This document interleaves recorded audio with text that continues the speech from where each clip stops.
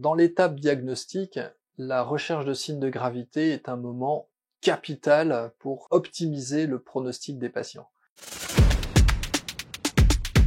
En soi, la recherche de signes de gravité est relativement simple. Elle repose sur la recherche des constantes, identifier une tachycardie, une diminution de la tension artérielle, une augmentation de la fréquence respiratoire, une chute de la saturation, et parfois on peut compléter par l'oligurie. À côté de la prise de constante, il faut observer son patient, rechercher une atteinte neurologique, une confusion, une désorientation, des troubles du comportement qui seraient anormaux, une épilepsie, rechercher des troubles au niveau de l'examen cutané, avec l'apparition de marbrures ou d'un purpura. Ensuite, il y a un élément qui peut être aussi intéressant, c'est l'apparition d'une douleur localisée ou diffuse, intense, atypique.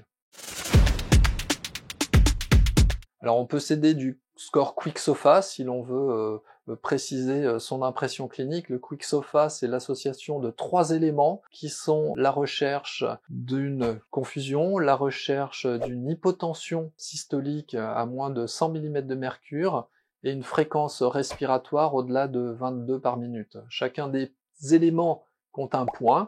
Le patient est à risque d'une évolution défavorable si son score est supérieur à 2.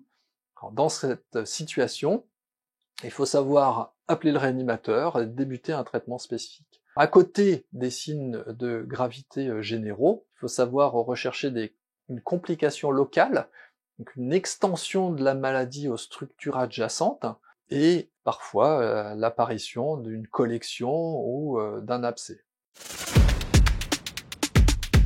Quand je suis face à mon patient, je vais rechercher des signes de gravité généraux. Si j'identifie ces signes de gravité généraux, je prends immédiatement mon patient en charge en débutant une antibiothérapie sans délai, en mettant en place une hydratation à type de soluté salé isotonique. Si j'identifie des signes de gravité locaux, je fais souvent appel au chirurgien pour drainer une collection ou pour opérer le patient, par exemple en cas de péritonite.